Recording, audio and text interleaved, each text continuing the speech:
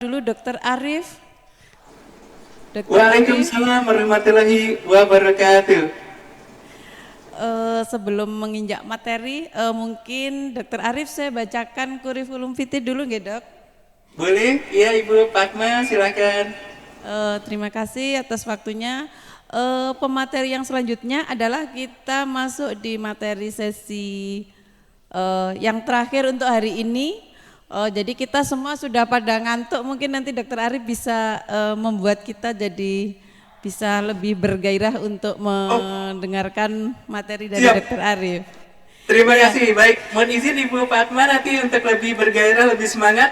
Saya boleh mulai dengan pantun, yel-yel, tepuk tangan ya, dan juga nanti ada bernyanyi juga ya teman-teman ya untuk lebih semangatnya. Baik, terima kasih banyak. Boleh Dokter Arif, mari sebelum ini saya bacakan dulu nama beliau, nama lengkapnya Dokter Arif, Dokter Raden Muhammad Arif Komarullah MHkes SPKK LP. Beliau di PNS Kemenaker, pangkat golongannya Pranata Muda, jabatannya staf Subbid Pengembangan SDM K3, unit organisasinya ada di Direktorat Bina K3 Kemenaker RI. Untuk alamatnya beliau di Jakarta, mungkin nanti kalau yang di Jakarta bisa menyapa Dokter Arif juga, di nomor HP 081 3186 23750. Beliau pendidikan formalnya dari SD di Jakarta, SMP di Jakarta juga, S1 di Fakultas Kedokteran Universitas Yarsi. Untuk S2-nya di Magister Hukum Kesehatan Universitas Jayabaya. Pengalaman beliau sangat banyak sekali, mungkin salah satunya adalah beliau menjadi pelatih Hiperkes dan KK SMK 3, BIMTEK K3 dan seterusnya. Monggo Dokter Arif untuk materinya bisa kita mulai. Waktu dan tempat kami persilahkan. Baik, terima kasih banyak Ibu Fatmawati. Terima kasih Ibu. Mohon izin untuk panitia, ada siapa saja saya akan menyapa terlebih dahulu. Baik Dokter Arif, di sini panitia masih lengkap ya Dokter Arif, bisa disapa semua. Peserta masih semangat dari Sabang sampai Merauke juga masih lengkap Dokter Arif. Alhamdulillah, terima kasih banyak atas kehadirannya. Baik, bismillahirrahmanirrahim. Assalamualaikum warahmatullahi wabarakatuh. Selamat malam untuk kita semuanya. Baik, terima kasih banyak kepada yang saya hormati, panitia dan peserta yang telah hadir dalam acara workshop K3 ini. Mohon izin kita akan mulai. Betul yang tadi disampaikan oleh Ibu Fatmawati ya, bahwa untuk kita lebih semangat ya. Baik, kalau begitu saya mohon izin kita akan buka dengan sebuah pantun pembukaan terlebih dahulu. Cakep. Pergi ke pasar membelikan, cakep. Belikan nila dan gurami, cakep. Sebelum pantun kami tampilkan, jawab dulu salam dari kami. Assalamualaikum warahmatullahi wabarakatuh. Selamat malam bagi kita semua. Selamat malam, tepuk tangan buat Dokter Arif.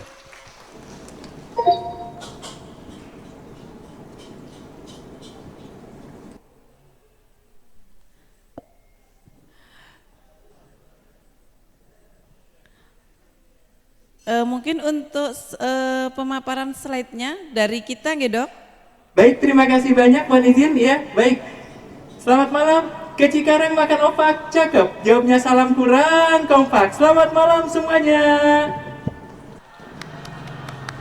Malam, luar biasa, tetap semangat. Sukses untuk Anda semua, tepuk tangan untuk kita semuanya. Wow, luar biasa, tepuk tangannya semangat sekali Ibu Fatma. Ini pesertanya dari mana saja Ibu Fatma? Pesertanya ada yang dari Kendari, Palu, dari Jakarta juga banyak Dok. Oh, luar biasa. Iya, Ada iya. berapa jumlah peserta Ibu Fatma? Jumlah peserta ada 110 Dokter. Oh, 110 ya. Luar biasa, ada 110 jumlah peserta. Bahasa pantunnya adalah jalan-jalan ke Indonesia, cakep. Wisata ke laut, lihat gurita, cakep. Pesertanya boleh dari mana saja, cakep. Yang penting hati kita harus saling cinta. Cakep. Baik, terima kasih banyak teman-teman, Bapak dan Ibu semua yang saya hormati. Terima kasih banyak atas kehadirannya ya. Baik, kita akan mulai materinya. Tapi sebelum materi, untuk lebih semangat kita yel-yel dulu, boleh Ibu Fatmawati? Kita Sangat yel-yel boleh ya. sekali. Luar biasa. Baik. Baik Bapak dan Ibu yang saya hormati, mohon izin untuk lebih semangatnya kita akan yel-yel. Kalau saya katakan hiperkes, higiene perusahaan kesehatan, teman-teman hiperkes jawab dengan penuh semangat, tangannya jempolnya ke atas dan berkata hiperkes, yes, yes, yes. Dan kalau saya katakan accident, jempolnya ke bawah dan berkata accident, no, no, no. Kalau saya katakan safety, jempolnya mengarah ke kita dan berkata safety starts with me. Dan kalau saya katakan healthy, jempolnya ke atas dan berkata healthy our priority. Dan kalau saya katakan K3, teman-teman jawab dengan penuh semangat K3, tanggung jawab bersama. Baik Ibu Fatma, teman-teman semuanya kita siap yel-yel hiperkes? Ya, Are you ready? kita mulai ya Dok ya. Yel-yelnya K3 Hiperkes. Laboratorium Dok. Siap. Hiperkes, yes, yes, yes. Accident, no, no, no. Safety starts with me. Healthy, our priority. K3, tanggung jawab bersama. K3 Unggul Indonesia, maju. K3 Unggul Indonesia, maju. K3 Unggul Indonesia, maju. K3 Unggul, unggul, unggul Indonesia, maju, maju, maju. Tepuk tangan untuk kita semuanya. Luar biasa, semangat sekali nih Bu Fatma pesertanya ya. Baik. Baik, mohon izin. Oh ya, maaf untuk slide-nya dari sana ya Bu Fatma, atau dari saya yang slide? Iya Dok, slide dari panitia Dok. Oh baik, baik, kalau gitu mohon ditampilkan ya. Baik, akan kita tampilkan untuk slide Dokter Y. Operator.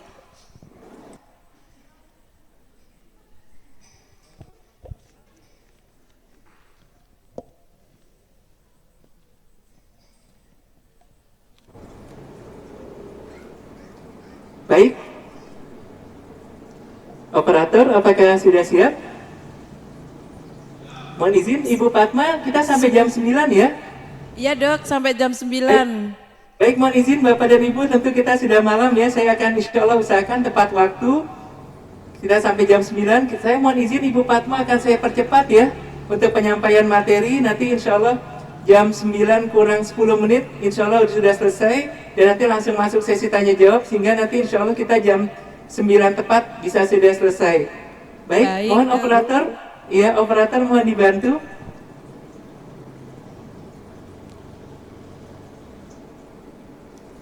Slide, Mas. Slide, ya, mohon dibantu operator.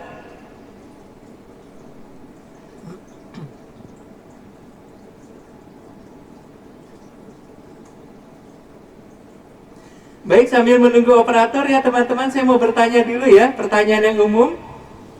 Apakah manfaat dari K3? Ada yang tahu teman-teman? Manfaat dari K3, keselamatan dan kesehatan kerja. Apa saja manfaatnya? Ada yang tahu teman-teman? K3 banyak manfaatmu. Untuk apa saja? Aman, selamat, sehat di tempat kerja. Kemudian, hindari celaka dan penyakit kerja. K3 itu budaya kita. Baik, teman-teman semuanya, sambil menunggu operator, kita akan bernyanyi dulu lagu K3 banyak manfaatmu. Aman, selamat, sehat di tempat kerja, hindari celaka dan penyakit kerja. K3 itu budaya kita. Baik Ibu Fatma, mohon izin sambil menunggu operator, saya akan bernyanyi dulu ya untuk lebih semangatnya. Lagunya adalah K3 banyak manfaatmu. 1, 2, 3. K3 banyak manfaatmu. Aman, selamat, sehat di tempat bekerja, hindari celaka dan penyakit kerja. K3 itu budaya kita. Baik, operator mohon izin. Mohon maaf Dokter Arif, mungkin Ya, dari Dokter Arif mau iya, share mohon izin. sendiri lebih Iya, mohon izin dari saya nyaman. saja karena saya Baik, bisa baik. untuk share screen ya. Baik, mohon izin Ibu Fatma, Bapak dan Ibu sudah kelihatan semuanya. Mohon izin, apakah sudah kelihatan Ibu Fatma? Sudah Dok, tapi pada slide kedua ini. Oh maaf, slide kedua, ini slide pertama. Identifikasi bahaya penilaian. Oh itu yang di operator ya. Maaf kalau yang saya slide. Ini di yang pertama nih. Identifikasi bahaya penilaian risiko dan penetapan pengendalian. Tapi operator langsung tantangan globalisasi. Maaf, operator bisa tolong dinonaktifkan dulu. Nanti dari saya saja. Mohon izin operator untuk slide screen dari saya. Mohon untuk dinonaktifkan dulu.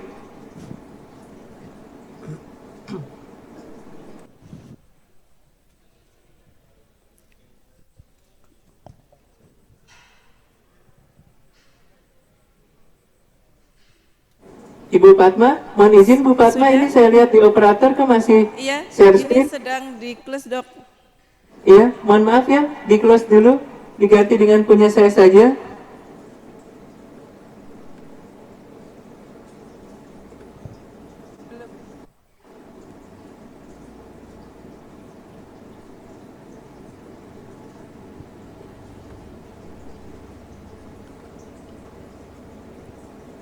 Baik, operator. Mohon izin Ibu Fatma. Baik Dok, sebentar ini ada sedikit Iya. trouble di Oh, baik. Iya, tapi kalau saya sudah share screen, harusnya sudah kelihatan ya, yang slide pertama saya, identifikasi bahaya, penilaian risiko dan penetapan pengendalian. Nah ini sudah Dok, sudah. Oh, sudah ya? Sudah. Baik. Baik, mohon izin Ibu Fatma, boleh saya mulai ya, karena waktu sudah menunjukkan saat ini jam 20:23 Ibu Fatma, mohon izin. Baik, silakan Dok. Ya, baik, terima kasih banyak. Bismillahirrahmanirrahim. Assalamualaikum warahmatullahi wabarakatuh. Selamat malam untuk kita semuanya. Alhamdulillah segala puji syukur kepada Allah Subhanahu wa taala. Salam dan salam kepada Nabi Muhammad sallallahu alaihi wasallam. Alhamdulillah, terima kasih atas kehadirannya kepada yang saya hormati panitia dan peserta pelatihan workshop K3 ini. Baik, kita akan mulai teman-teman. Mohon izin saya akan percepat karena waktu sudah jam 23:24 ya. Kita akan segerakan materinya. Baik, materi saya adalah identifikasi bahaya, penilaian risiko dan penetapan pengendalian, hazard identification, risk assessment, and determining control. IRADC, teman-teman ya. Baik, ini penting sekali. Karena berdasarkan Permenaker nomor 5 tahun 2018 tentang K3 di lingkungan kerja, ada 5 faktor potensi bahaya di tempat kerja.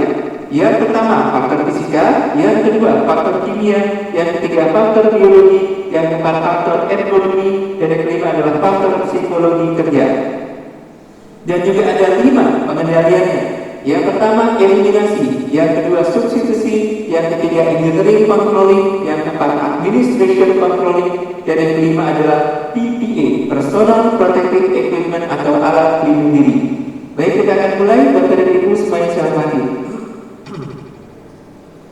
Tantangan globalisasi dengan perdagangan yang bebas ya, dengan inspeksi dan tes laboratorium tes ya, ini penting sekali. Oleh karena itu saya mengucapkan banyak terima kasih ya kepada Fakultas Kedokteran Universitas Muhammadiyah Malang yang telah mengadakan workshop ini. Penting sekali untuk laboratorium teman-teman ya. Kemudian ada sistem manajemen mutu, sertifikasi produk, kemudian sampai dengan sistem manajemen lingkungan ISO 14001 dan SMK 3 ya. Ini persyaratan standar dan kesesuaian perusahaan untuk dapat bersaing di era globalisasi ini. Tujuan ketiga, melindungi para pekerja, menjamin agar setiap sumber produksi aman dan efisien dan proses produksi berjalan dengan lancar ya. Baik, kemudian definisi keselamatan dan kesehatan kerja, kondisi dan faktor yang berdampak atau berdampak pada keselamatan dan kesehatan pegawai atau pekerja ya. Dan siapa saja yang ada di tempat kerja. Karena berdasarkan Undang-Undang Nomor 1 tahun 1970 tentang keselamatan kerja, diterapkannya budaya K3 dengan 3 persyaratan. Yang pertama, ada tempat kerjanya, ada perusahaannya, ada pabriknya, ada tempat kerja. Yang kedua, ada tenaga kerja yang bekerja di sana. Dan yang ketiga yang paling penting adalah ada faktor potensi bahaya yang ada di tempat kerja, maka wajib diterapkan budaya kerja K3, keselamatan dan kesehatan kerja. Interaksi di tempat kerja, ada tenaga kerja, alat, bahaya dan proses. Ini juga ada dengan lingkungan kerja ya. Ini kalau di perusahaan disebut dengan work truck survey, teman-teman ya. Jadi dari proses bahan baku, bahan pembantu diproses dengan mesin-mesin, alat-alat oleh tenaga kerja sampai menghasilkan bahan yang siap untuk dikonsumsi. Kemudian definisinya berdasarkan OSAS 18.001/2007, bahaya sumber atau situasi tindakan berpotensi mencederai manusia. Karena itu harus dilakukan identifikasi bahaya. Bagaimana caranya? Ini tepat sekali kita dengan laboratorium K3, teman-teman ya. Seperti apa alat-alat laboratorium K3? Misalnya untuk kebisingan dengan menggunakan sound level meter, untuk penerangan dengan lux meter, untuk iklim kerja dengan heat stress monitor, untuk debu di lingkungan kerja dengan personal dust sampler. Itulah pentingnya teman-teman kita memahami alat-alat laboratorium K3. Kemudian ada penyakit akibat kerja.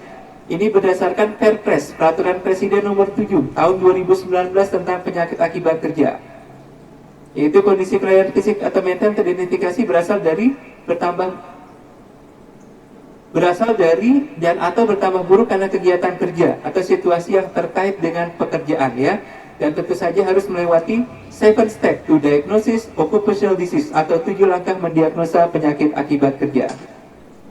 Kemudian insiden, suatu kejadian pekerjaan di mana suatu cedera atau penyakit akibat kerja yang mungkin dapat terjadi. Kemudian accident atau kecelakaan kerja yang menyebabkan cedera, sakit atau akibat kerja atau kematian. Dan ada near miss ya, atau hampir celaka. Suatu insiden yang tidak menyebabkan cedera, sakit atau akibat kerja atau kematian. Studi rasio kecelakaan. Nah ini kita bisa lihat ya, ada kecelakaan yang berat, kecelakaan kecil, kerusakan barang dan alat, dan nyaris celaka. Ini teman-teman yang paling banyak adalah near miss ya. Kejadian tanpa menyebabkan kerugian ya teman-teman semuanya, near miss. Jadi ketika misalnya ada seseorang tenaga kerja patuh sekali dalam menggunakan alat pelindung diri APD, dia menggunakan helm safety teman-teman dimanapun berada ya.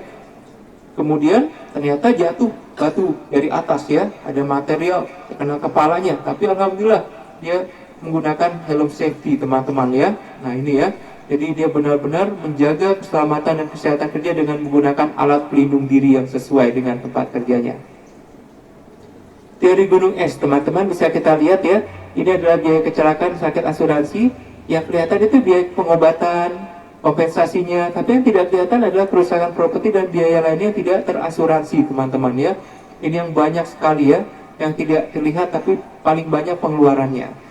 Kemudian ada teori domino teman-teman, teori terjadinya kecelakaan kerja. Satu sebab menyebabkan sebab yang lainnya.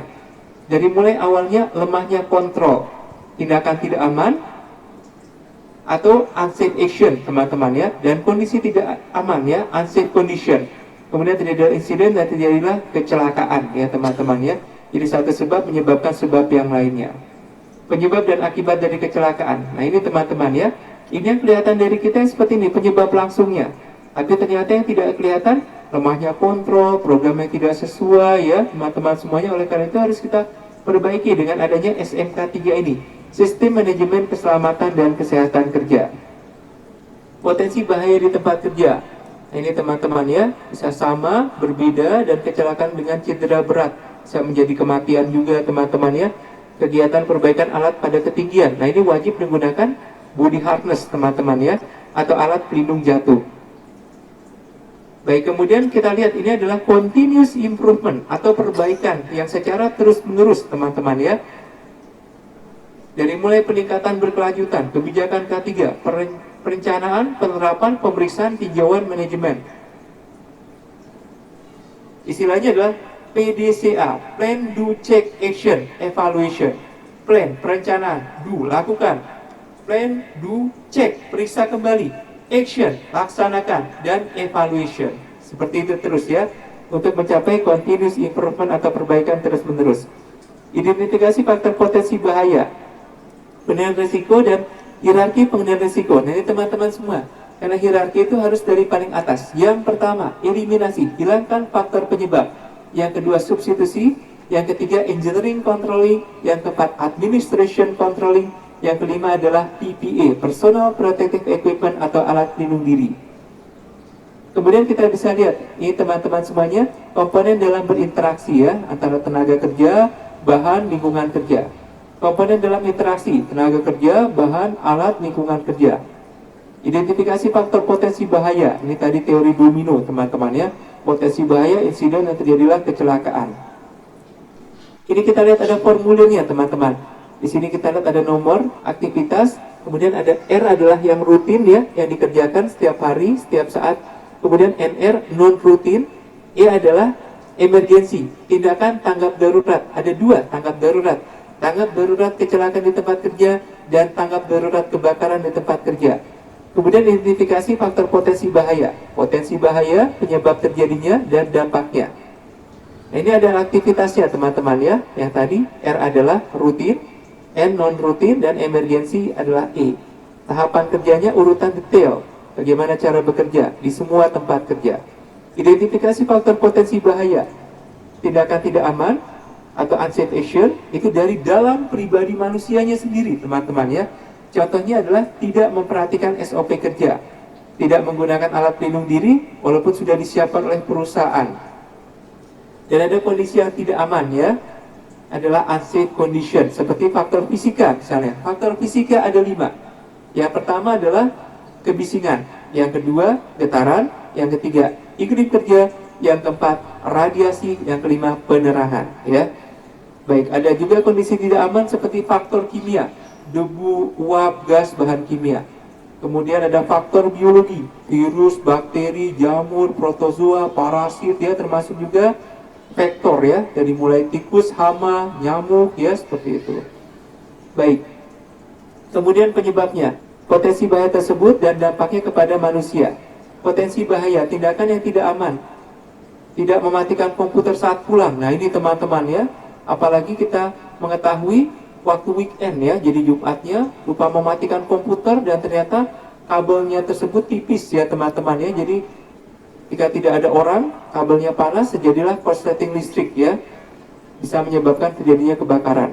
Kemudian telepon saat menyetir, ini sangat berbahaya teman-teman ya. Jadi teralihkan fokus konsentrasinya. Menyetir mobil dengan ngebut ya, kecepatan tinggi. Kondisi yang tidak aman, anak tangga yang licin, mobil yang remnya blong, kabel melintang di jalur jalan. Penyebab terjadinya potensi bahaya, karena ketidaktahuan, ketidakcukupan inspeksi, kemudian tidak cukupan SOP, kehilangan komputer sembrono ya, kerja tidak hati-hati. Dampak akibatnya bisa kematian, luka bakar, patah tulang, memar, buta, dan tuli.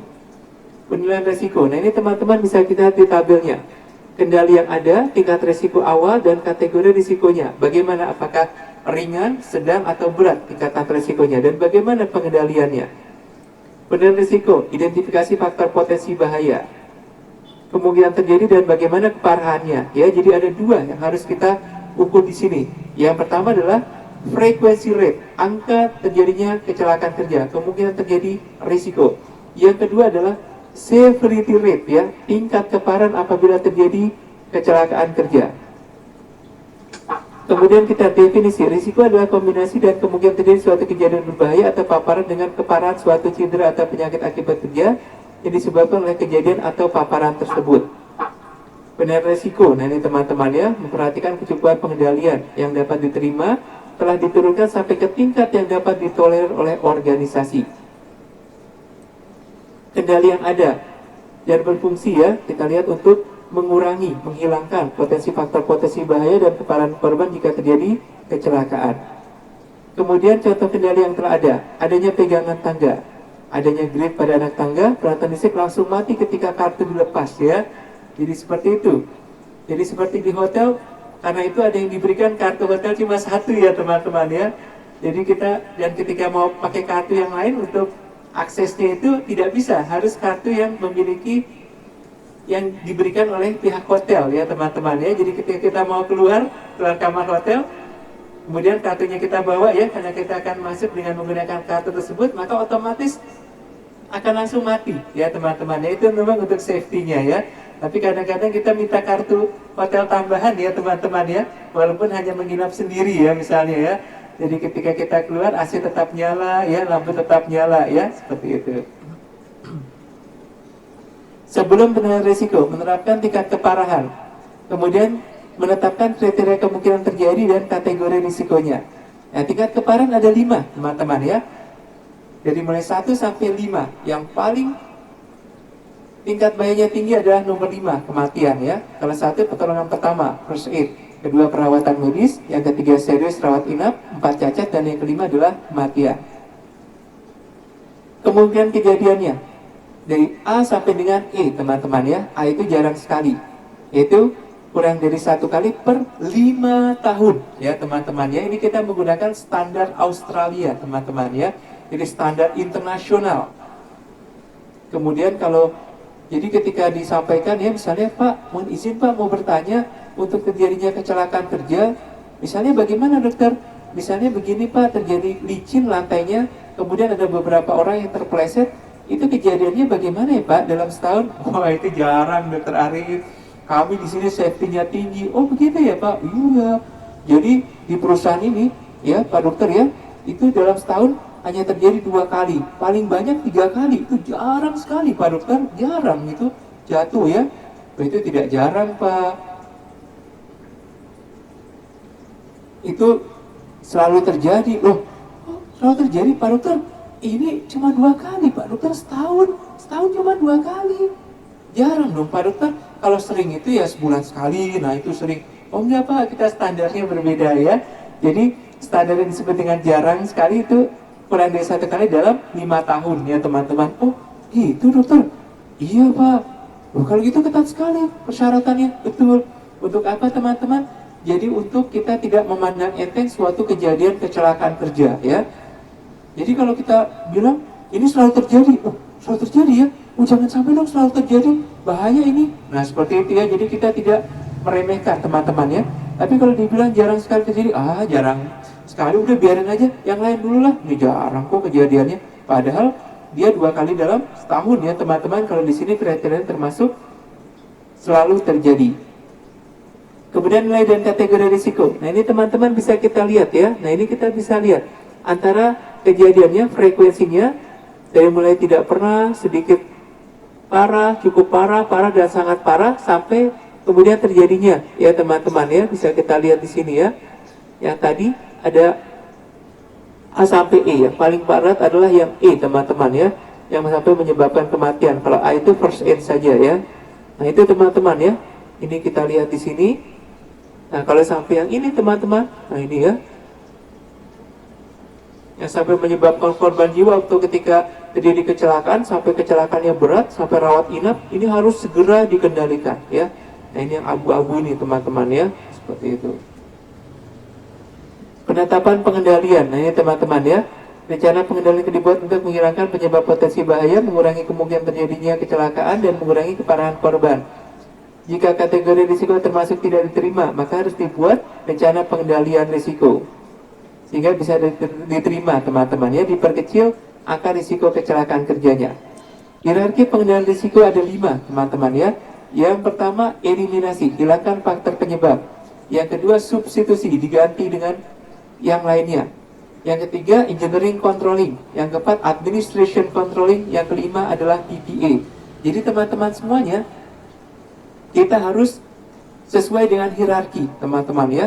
Jadi di suatu perusahaan ya teman-teman ya, perusahaan yang kebisingannya tingkat tinggi misalnya ya, itu ketika keras sekali bunyinya ya, bunyinya keras sekali. Oh gampang Pak, APD Pak, ada earplug, ada sumbat telinga, ada Pak dokter, Irma pada penutup telinga, ada Pak dokter.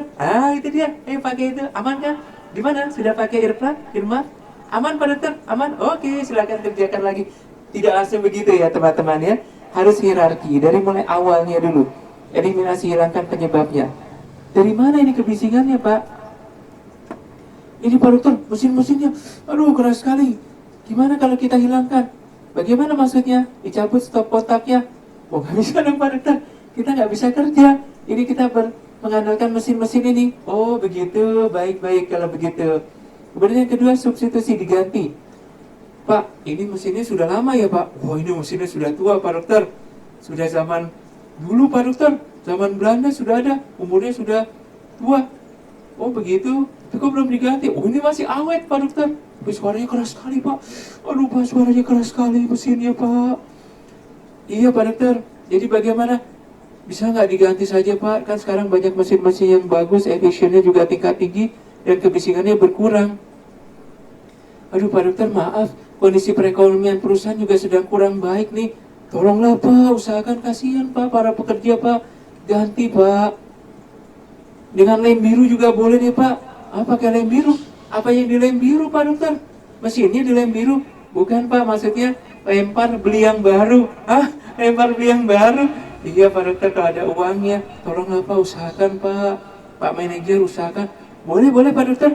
Tapi pakai yen boleh ya Pak Dokter? Oh yen kan mata uang Jepang ya Pak. Boleh. Bisa kita beli langsung mesinnya ke Jepang Pak? Bisa Pak. Atau Bapak kalau mau mesin-mesin dari Amerika Pak, tinggal tuker Pak ke money changer sama dolar, atau pakai mesin dari Indonesia, karya buatan anak bangsa, bagus-bagus Pak mesinnya Pak. Gampang Pak, kita tukar saja ke money changer, ke rupiah Pak. Bisa ya Pak? Yennya ya siapkan Pak. Maaf Pak Dokter, yennya bukan itu maksudnya Pak Dokter, yennya. Loh, maksudnya apa Pak yennya? Yennya? Maksudnya yen ono duite. Yen ono duite. Kalau ada uangnya. Loh, jadi bagaimana Pak Dokter? Aduh, belum ada uangnya saat ini Pak. Oh ya, nggak apa-apa. Kalau gitu lanjutkan ketiga. Administration controlling, pengendalian secara teknik. Kita redam alat-alatnya, kemudian kita perbaiki mesin-mesinnya, teman-teman ya, pasang peredaman. Seperti waktu saya pernah ke Indonesia Power di Bali, teman-teman ya. Ini perusahaan pembangkit listrik negara ya, ini bagus sekali. Jadi sudah mesin-mesinnya diganti, kemudian ternyata diperiksa dengan alat sound level meter apabila masih ada yang lebih tinggi dari 85 desibel sesuai dengan nilai ambang batas berdasarkan Permenaker nomor 5 tahun 2018, maka kita lakukan engineering controlling ya, dipasang peredam ya mesin-mesinnya ya, seperti itu. Baik, kemudian yang keempat, administration controlling. Dengan apa? Pengaturan waktu kerja, rotasi kerja, shift kerja. Jadi ketika ada orang di tempat yang bisik, Pak, Bapak, iya Pak Dokter, Bapak sudah berapa lama kerja di sini? Bagaimana Pak Dokter? Sudah berapa lama Bapak kerja di sini Pak? Oh, saya rumahnya dekat dari sini Pak Dokter, tinggal jalan ke perusahaan, dari rumah ke perusahaan tinggal jalan saja. Gak nyambung ini ya. Pas kita, Pak maaf Pak, nanti waktu istirahat ke ruangan dulu ya Pak. Baik Pak Dokter. Kemudian setelah itu kita sampaikan ke ruangan, Pak maaf saya tadi bertanya.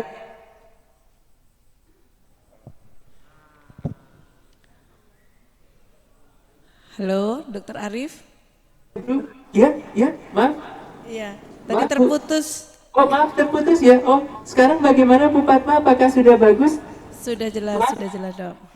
Oh sudah jelas ya. Oh tadi terputus ya. Sekarang sudah jelas Bu? Sudah jelas Dok. Alhamdulillah. Baik, mohon izin saya lanjutkan kembali ya. Baik, terima kasih banyak. Iya. Baik, jadi sekarang administration controlling ya. Baik, jadi seperti itu. Jadi ketika ada orang kita tanyakan ternyata tidak nyambung, kemudian kita pertanyakan, kita tanya-tanya ternyata tidak mendengar, maka kita lakukan administration controlling dengan rotasi kerja, shift kerja, dan pemeriksaan orang tersebut ya. Dengan apa teman-teman? Untuk pendengaran, pemeriksaan audiometri untuk tenaga kerjanya. Untuk lingkungannya dengan pemeriksaan sound level meter. Baru yang terakhir adalah alat pelindung diri teman-teman ya. APD, ini adalah langkah yang terakhir ya teman-teman ya. Baik, terima kasih. Kita lanjutkan. Nah ini dia, eliminasi dan substitusi. Eliminasi dihilangkan, substitusi diganti dengan risiko yang lebih kecil. Kemudian pengendalian teknis, ada pelindung mesin, ya, alat bantu mekanis, ya. Nah, ini adalah pengendalian rekayasa mekanik ya teman-teman semuanya ya. Baik, mohon izin. Iya, ada enclosure for brake repairs. Nah ini teman-teman ya, jadi ada pengaman-pengamannya juga di sini kita bisa lihat ya. Baik, kemudian kita bisa lihat ada local exhaust teman-teman. Jadi ketika ada zat-zat kimia langsung terhirup dengan exhaust fan tersebut ya, sehingga tidak terhirup oleh tenaga kerja. Kemudian pengendalian risiko menggunakan administration controlling, pembatasan akses masuk ya, rambu K3, sistem izin kerja, lockout take out ya.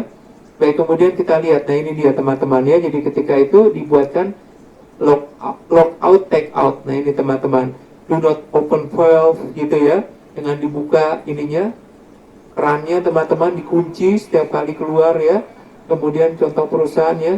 Nah ini kita lihat, heat protection must be worn in this area. Jadi area yang di sini banyak potensi bahaya kejatuhan barang dari atas ya teman-teman ya. Jadi ini penting sekali, rambu-rambu K3 alat pelindung diri. Nah ini teman-teman ya, dari mulai pelindung kepala, ini kita urutkan ya. Dari mulai kepala, ada safety helm, helm safety, kemudian ada pelindung mata, face shield, sama pelindung muka ya. Face shield, Google, safety glass, pelindung pendengaran, earplug, earmuff, kemudian pelindung tangan, safety glove, sarung tangan pelindung, pelindung pernapasan, masker ya, pelindung kaki, safety shoes, pelindung tubuh, overall, dan pelindung terjatuh safety harness ya teman-teman ya, atau body harness. Jadi kalau kita urutkan teman-teman semuanya dari kepala sampai ke kaki, dari helm sampai sepatu safety, berjajar alat pelindung diri Indonesia tanah airku, K3 budayaku. Baik teman-teman, kita akan bernyanyi dulu lagu alat pelindung diri ya, dari helm sampai ke kaki, dari helm sampai ke sepatu safety, berjajar alat pelindung diri Indonesia tanah airku, K3 budayaku. 1, 2, 3. Dari helm sampai sepatu safety,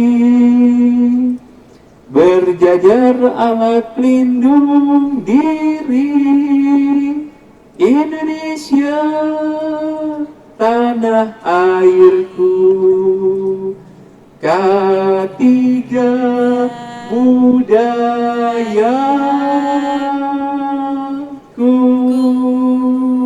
Tepuk tangan. Baik, terima kasih. Luar biasa, semangat sekali ini Bu Fatma, luar biasa peserta kita. Baik, jadi teman-teman harus urut ya kalau alat pelindung diri itu dari kepala ya teman-teman. Dari kepala kemudian ke mata ya, ke mata, muka ya, satu. Ini ya teman-teman, dari kepala ke mata, dari mata kemana teman-teman? Dari mata ke hati ya, betul. Maaf, itu cinta namanya. Dari mata turun ke hati namanya cinta ya. Kalau alat pelindung diri itu dari mata ke pendengaran dulu ya, atau bisa juga ke pernafasan ya, seperti itu. Baik, jadi urut teman-teman dari atas sampai ke bawah. Baik, ini adalah alat pelindung pernafasan teman-teman ya. Nah ini kita lihat adalah self-contained breathing apparatus ya. Ini kalau digunakan untuk di area confined space atau area terbatas ya. Nah seperti itu. Alat pelindung pernafasan ini adalah face shield teman-teman, safety glass, dan ada goggles ya. Kalau goggles ini lebih rapat ya teman-teman ya, seperti kacamata renang teman-teman, jadi benar-benar lebih tertutup. Kemudian ada ini teman-teman, ada face shield atau pelindung wajah ya, ini penting sekali teman-teman. Kemudian juga kita bisa lihat di sini ya, alat pelindung muka atau untuk mata ya, untuk mata. Kemudian ada earmuff, ada earplug ya, ada sumbat telinga, earplug, ada earmuff, tutup telinga. Kemudian kita bisa lihat ada alat pelindung kepala yaitu helm safety, kemudian sarung tangan safety, kemudian pelindung kaki. Nah ini adalah sepatu safety teman-teman ya, ada pelindung besi. Di sininya ada namanya safety toe cap ya, dan toe cap atau besinya. Bagaimana kita bisa mengetahui ini sepatu safety atau bukan ya teman-teman ya? Bagaimana caranya? Dengan metode knock it to know it, knock it to know it. Jadi kita minta orang tersebut menggunakan sepatu safety, kemudian kita ketok bagian toe cap ya, ini namanya toe cap teman-teman. Kalau sepatu safety ada besinya, ketok yang keras ya, tok tok tok tok tok tok ya. Kemudian kalau misalnya tangan kita yang sakit, aduh sakit tangannya, ya Pak Dokter, jelas lah Pak Dokter, itu kan besi, ada safety toe cap-nya. Oh iya, ini sepatu safety ya Pak? Iya. Tapi ketika kita ketok yang kencang, ternyata orang yang pakai sepatu safety itu yang kesakitan ya, yang pakai sepatu ya Pak itu kesakitan. Aduh, dok, apaan sih dokter? Kok ketok-ketok? Oh maaf, ini bukan sepatu safety ya? Oh bukan Pak Dokter? Oh iya. Berarti sangat subjektif sekali kalau begitu, tergantung dengan kerasnya ketokan kita. Bagaimana caranya secara objektif?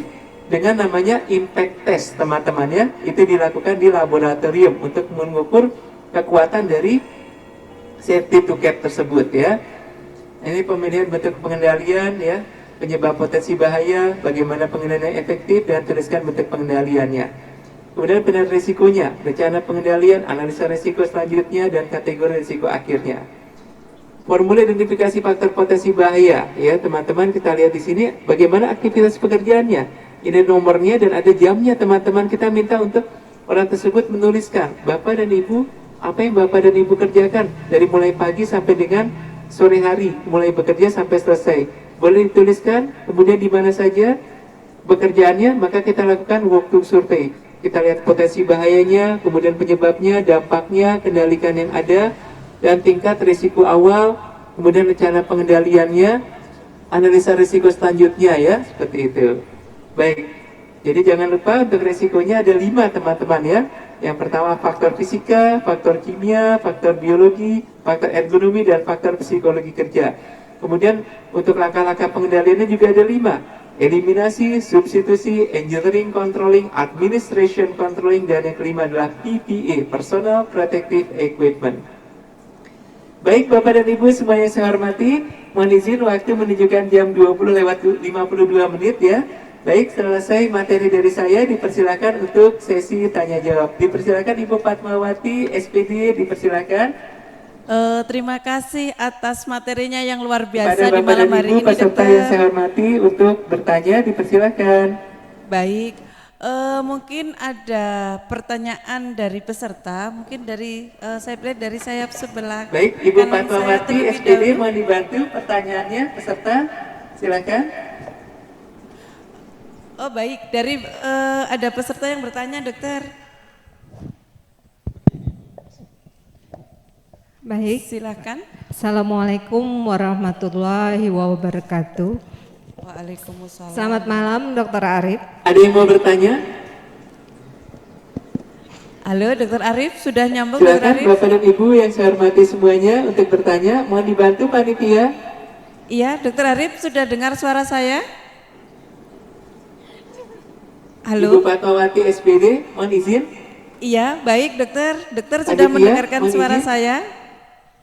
Apakah ada yang bertanya?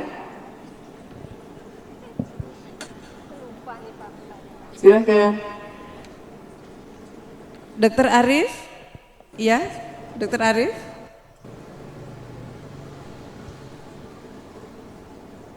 Oh, maaf, suaranya kok tidak terdengar ya? Maaf, Ibu Fatma. Iya, Dokter Arif, apakah mendengar suara saya? Kok suaranya tidak terdengar? Mohon izin. Apa Halo, mungkin Dokter, sudah mikrofon mendengar saya suara ya? saya? Speaker saya. Mas, Mas, sebentar ya. Halo, Dokter?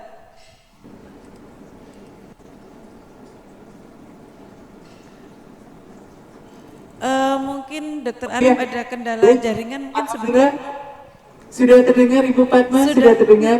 Oh, Ya. berarti saya harus turun ke bawah ini, Dokter, soalnya kalau saya di atas kok suaranya Dokter nggak kedengaran ya? Oh, maaf itu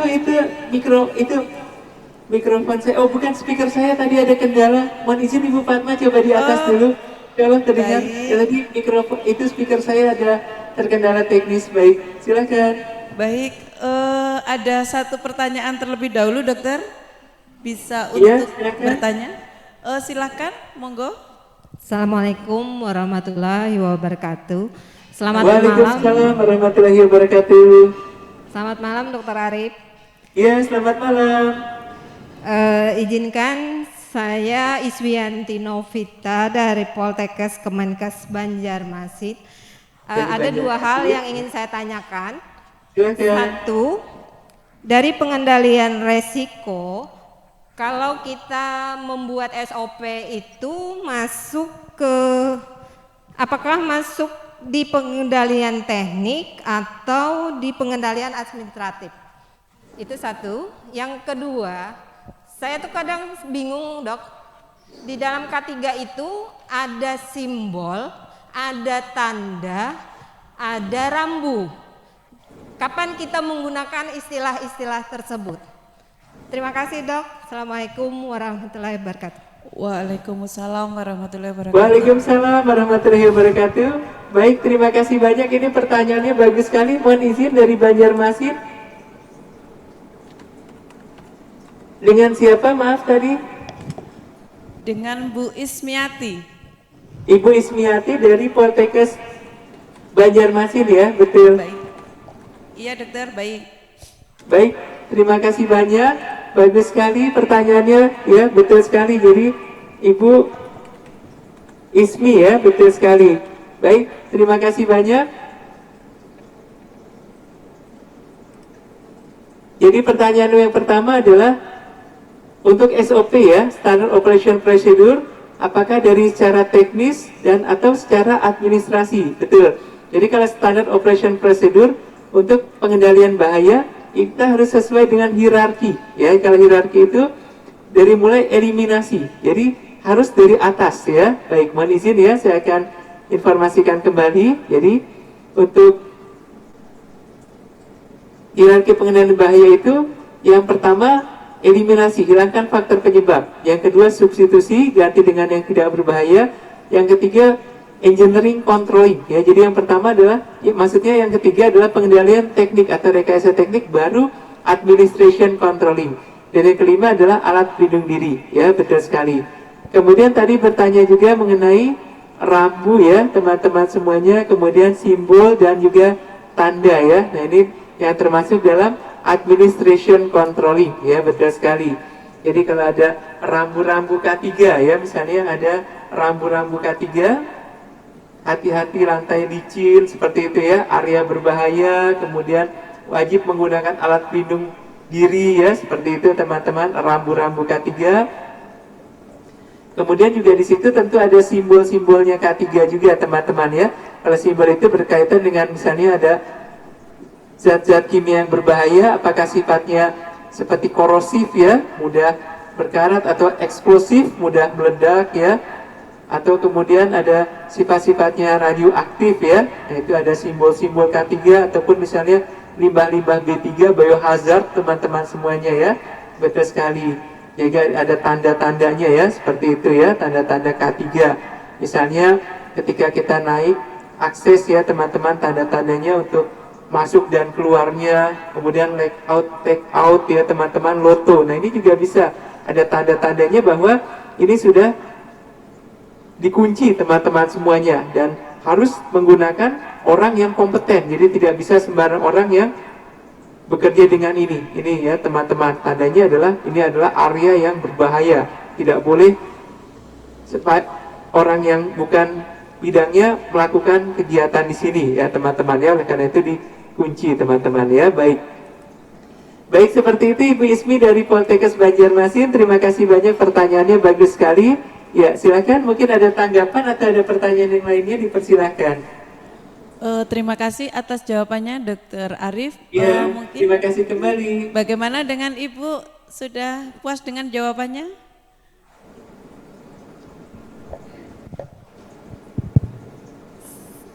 Sepertinya belum terjawab Dr. Arief. Baik, yang mana yang belum terjawab ya? Ya, yang saya tanyakan, Iya. ketika kita di laboratorium, Iya, betul. kita kan membuat standar operasional prosedur.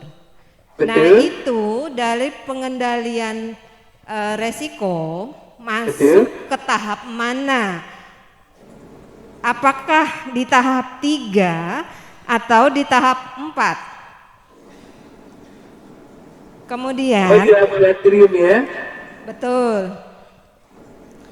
Kemudian pertanyaan Iya. saya yang kedua, Iya. di dalam K3 itu ada beberapa istilah.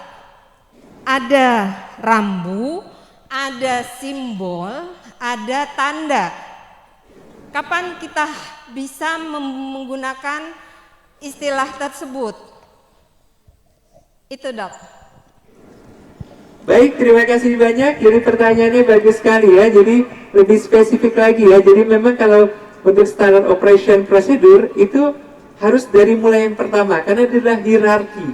Dari mulai eliminasi, substitusi, engineering controlling, pengendalian teknis, pengendalian administrasi, dan alat pelindung diri.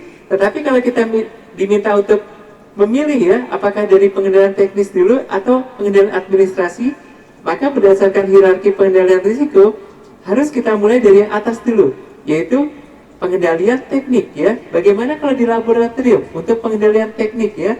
Itu salah satunya dengan menggunakan local exhaust fan. Nah, seperti ini ya. Jadi mohon izin untuk di laboratorium untuk SOP-nya ini kita gunakan seperti ini misalnya ya, local exhaust ya, atau enclosure for brake repairs teman-teman ya.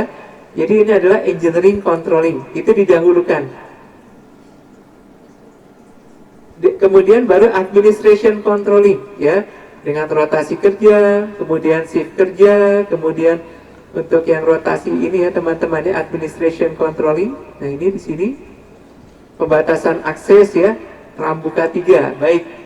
Kemudian training dan penyebaran informasi. Baik, kemudian tadi benar yang disampaikan kapan menggunakan rambu K3, tanda K3, dan kemudian simbol K3. Betul ya Ibu Ismi ya? Baik. Jadi kalau rambu-rambu K3 itu adalah yang berlaku di perusahaan. Bisa bentuknya poster ya teman-teman ya. Bisa berupa misalnya untuk di jalan raya teman-teman semuanya ya. Ada rambu-rambu K3 khusus pejalan kaki. Itu biasanya ada garis kuning teman-teman ya, seperti itu. Jadi tidak bisa pejalan kaki itu karena di sini aja banyak lalu lalang kendaraan proyek ya, seperti itu. Kemudian itu bisa rambu-rambu K3, itu juga bisa termasuk wajib menggunakan alat pelindung diri apabila masuk ke area kerja ya. Baik, kemudian untuk yang simbol-simbol K3 yang tadi bahan beracun berbahaya khususnya di laboratorium, betul. Jadi nanti kita bisa lihat untuk faktor fisika, faktor kimia, faktor biologi, itu ada simbol-simbolnya. Jadi kalau faktor fisika kebisingan ya, itu bisa disimbolkan dengan gambar speaker ya, ataupun misalnya suara yang keras ya, ada logonya seperti itu ya teman-teman. Atau kemudian faktor kimia, ada misalnya yang bahan kimia ya, misalnya yang sifatnya eksplosif, bisa disimbolkan dengan ada ledakan di situ ya, gambar ledakan. Kemudian ada yang mudah terbakar ya, flammable, bisa disimbolkan dengan adanya gambar api di situ ya teman-teman ya. Kemudian untuk faktor biologi ada biohazard. Nah ini biasanya untuk limbah-limbah B3 beracun berbahaya. Itu adalah simbol-simbolnya ya. Baik, kemudian untuk tanda-tanda K3 juga sama, bisa digunakan tanda-tanda untuk keselamatan dan kesehatan kerja. Misalnya di laboratorium ya, tanda-tandanya tersebut menggunakan alat pelindung diri yang sesuai ya. Kemudian juga SOP kerja ya, yang sesuai dengan di bagian laboratorium, cara melakukan pekerjaan dengan aman ya, seperti itu. Baik, kemudian juga termasuk juga untuk instruksi kerja dan lockout, take out, tanda ya, ini dia yang tadi seperti ini ya. Jadi kalau kita di laboratorium tersebut, kalau kita sudah selesai bekerja, kita rapikan semuanya, kemudian kita matikan alat-alat yang sudah kita gunakan ya, seperti itu ya, dan kita kunci pintunya, seperti itu. Ada tanda-tanda K3 juga di situ ya. Baik, terima kasih banyak Ibu Ismi, jadi seperti itu ya. Baik, jadi kita bisa gunakan. Terima kasih atas jawabannya Dr. Arif. Baik, silakan ada pertanyaan yang lainnya, dipersilahkan. Ada pertanyaan selanjutnya?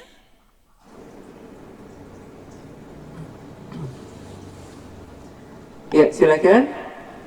Mohon maaf dokter, waktunya mungkin sudah berakhir. Mungkin ada satu lagi pertanyaan? Silakan, kalau ada yang mau bertanya. Oh iya, ada satu lagi pertanyaan. Ya, baik. Assalamualaikum warahmatullahi wabarakatuh. Waalaikumsalam warahmatullahi wabarakatuh. Selamat malam Dokter Arif. Izin bertanya. Selamat malam. Iya, mohon izin dengan siapa? Ya, saya Hida dari Universitas Negeri Malang. Mohon bertanya dokter. Silakan. Tadi dokter menjelaskan bahwa salah satu kelemahan yang paling vital dalam penerapan K3 adalah lemahnya controlling. Yang mau saya tanyakan di sini adalah periodik untuk controlling yang sesuai dengan ketentuan K3 itu seperti apa? Demikian dokter, terima kasih. Baik, terima kasih. Mohon izin dengan Ibu, namanya siapa Bu, mohon izin? Dengan Bu Hida, Pak. Ibu Ida dari? Ya, dari Universitas Negeri Malang. Oh baik, terima kasih banyak Ibu Ida dari Universitas Negeri Malang. Bagus sekali pertanyaannya ya. Jadi benar yang disampaikan oleh Ibu Ida dari Universitas Negeri Malang bahwa yang menyebabkan terjadinya kecelakaan kerja itu yang paling pertama kali ya, itu adalah disebabkan karena manajemen. Ya betul sekali. Nah ini mohon izin ya, saya akan informasikan kembali betul. Jadi yang disampaikan oleh Ibu Ida, lemahnya kontrol ya Bu Ida, benar. Jadi ini sering sekali di perusahaan ya, lemahnya kontrol dari perusahaan. Jadi ketika perusahaan tersebut ya melakukan pekerjaannya tetapi tidak dikontrol. Jadi ketika itu walaupun sudah disiapkan alat pelindung dirinya, SOP kerja juga sudah dipersiapkan dengan baik, tapi tidak ada kontrol. Jadi ketika orang tersebut datang, kemudian dia tidak menggunakan APD tapi dibiarkan saja, teman-teman ya. Ini yang sangat berbahaya ya. Saya pernah ke perusahaan CPR Company, perusahaan perkapalan ya, teman-teman semuanya. Jadi ketika itu di bagian pengelasan, itu banyak yang tidak menggunakan face shield atau pelindung wajah ya teman-teman ya. Alasannya panas lah, kemudian yang lainnya juga tidak nyaman. Benar, memang alat pelindung diri itu tidak nyaman untuk digunakan. Dan kemudian pada saat saya ke kliniknya ya, ada bertemu dengan dokternya, ada perawatnya di situ. Kemudian saya tanya top 10 disease, 10 besar penyakit terbanyak yang ada di perusahaan ini apa? Ternyata saya kaget ya teman-teman, banyak sekali para pekerja las itu terkena percikan api ya dari las tersebut. Mengapa bisa terjadi? Dikarenakan karena dia tidak menggunakan face shield atau pelindung wajah, teman-teman ya. Seperti itu ya, betul. Jadi bagaimana untuk mengatasi lemahnya kontrol? Pengawasannya bagaimana? Dilakukan setiap hari, setiap saat ya. Setiap hari dokter, bagaimana caranya? Caranya ini adalah yang bagus ketika kita masuk tenaga kerjanya ke perusahaan tersebut, itu diperiksa kelengkapannya ya. Alat pelindung dirinya apakah lengkap semuanya, dari mulai kepala sampai kaki, helmnya, kemudian kacamata safety, masker, kemudian ada earplug dan earmuff ya, bila diperlukan ya teman-teman semuanya. Kemudian sampai baju kerja, body harness ya, dan kemudian sarung tangan, sampai ke sepatu safety diperiksa. Dan kemudian kalau sudah lengkap baru bisa boleh bekerja. Dan setelah itu dipantau juga, baik pantau secara langsung dengan tim HSE, Health Safety Environment, maupun dengan CCTV ya. Oh kami perusahaannya luas sekali dokter, kami tidak sanggup melakukan pengawasan untuk semua karyawan dokter. Oh kita bisa gunakan dengan CCTV, dengan monitoring room ya. Saya pernah ke PT Krakatau Steel, ini bagus sekali teman-teman. Jadi ada ruangan khusus monitoring room. Jadi pengawasnya tersebut hanya duduk di situ, kemudian memantau dengan CCTV. Jadi bisa melihat apakah semua tenaga kerjanya itu menggunakan alat pelindung diri atau tidak ya. Seperti itu ya teman-temannya, jadi diperketat kontrolnya. Baik, seperti itu ya. Jadi dilakukan setiap hari, kita lakukan ada safety briefing namanya teman-teman. Dan setiap saat kita lakukan pengawasan. Baik, seperti itu Ibu Ida dari Universitas Negeri Malang ya. Baik, terima kasih. Silakan, mungkin ada tanggapan dari Ibu Ida ataupun ada pertanyaan yang lainnya, dipersilakan. Terima kasih.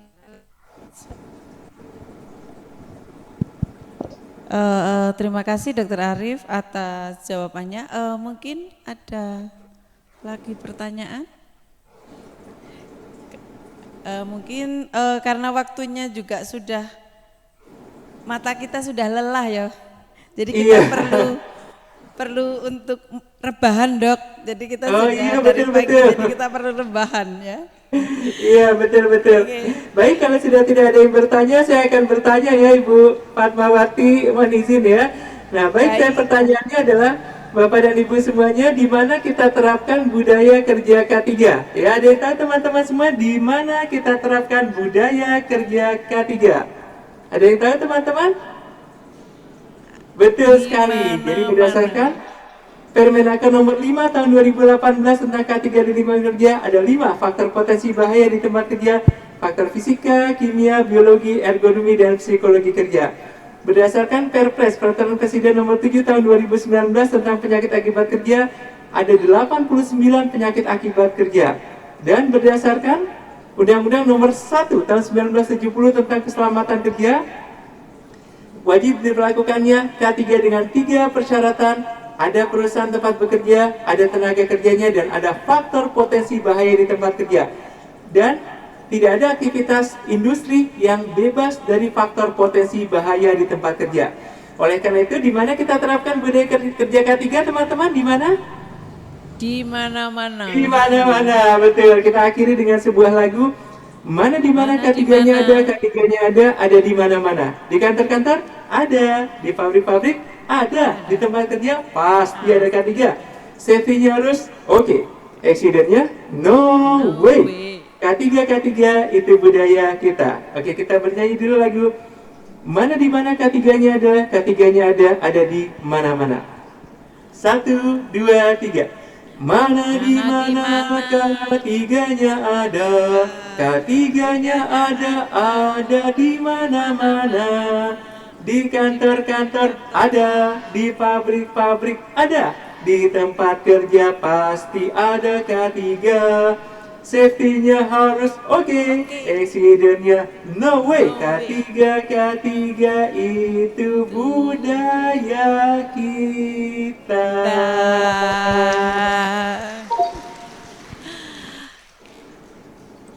Terima kasih yang sangat luar biasa materinya Dr. Arif, sehingga kita tidak ngantuk ya. Akan tapi kita tetap karena waktunya juga sudah pengen rebahan, mohon maaf Dr. Arif. Iya. Sebelum saya akhiri, mungkin Dr. Arif ada satu closing statement. Baik, terima kasih banyak Ibu Fatmawati SPD, Bapak dan Ibu semua yang saya hormati. Jadi sebagai kesimpulannya adalah selalu terapkan budaya kerja K3 dimanapun kita berada ya. Baik teman-teman semuanya, tetap jaga protokol K3. Baik, kita akhiri dengan tepuk tangan safety healthy. Kalau kau suka safety, tepuk tangan. Kalau kau suka healthy, tepuk tangan. Kalau kau suka selamat dan juga suka sehat, kalau kau suka safety healthy, tepuk tangan. Siapkan tepuk tangan terbaik Anda. 1, 2, 3. Kalau kau suka safety, tepuk tangan. Kalau kau suka healthy, tepuk tangan. Kalau kau suka selamat dan juga suka sehat, kalau kau suka safety healthy, tepuk tangan. Baik, terima kasih banyak atas segala perhatiannya dan saya mohon maaf atas segala kesalahannya. Saya akhiri dengan pantun penutupan terlebih dahulu. Cakep. Kalau tidak karena unggas tidak rusak padi di sawah, cakep. Kalau tidak karena tugas tidaklah kita dapat berpisah, cakep. Kalau ada sumur di ladang boleh kita menumpang mandi, cakep. Kalau ada umur kita panjang boleh kita berjumpa kembali, cakep. Berakit-rakit ke hulu, berenang-renang ke tepian, cakep. Bagaimana mau ke penghulu kalau sampai sekarang masih temenan, cakep. Kalau kamu punya keris lalu ditancapkan di pohon kayu, cakep. Kalau kamu mengerti bahasa Inggris, aku mau bilang I love you, cakep.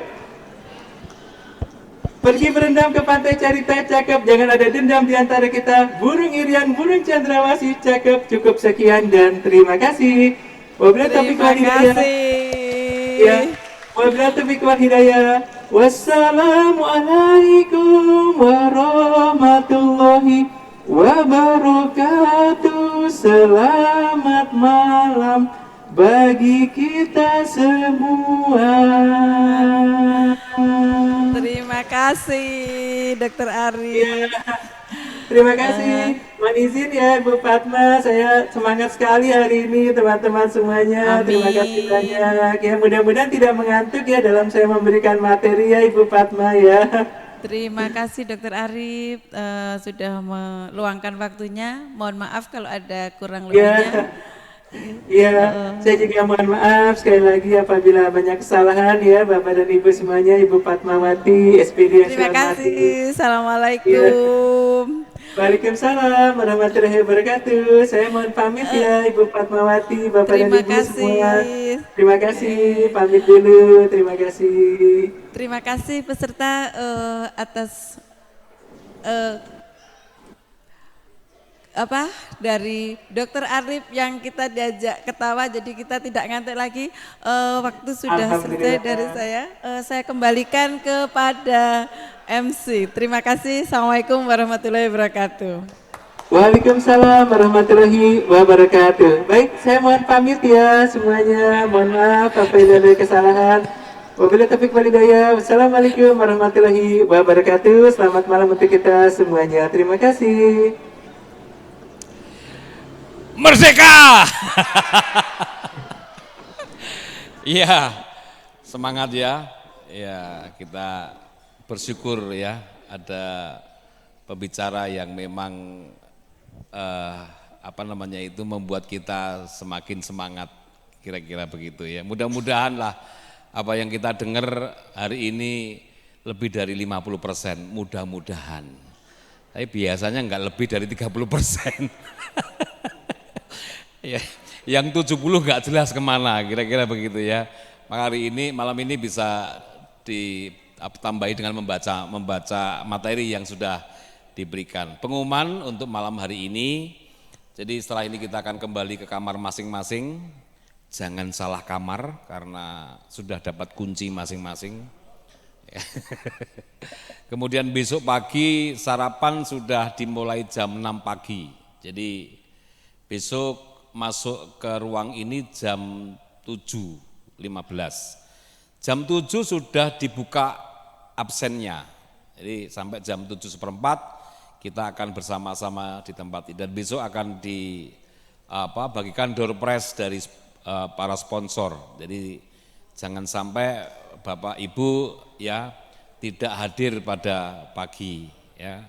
Absennya dibuka jam 7 sampai jam 7:15. Karena besok memang agak padat ya. Masalahnya kan Sabtu kita harus sudah selesai. Gitu kan? Jadi supaya Sabtu kita bisa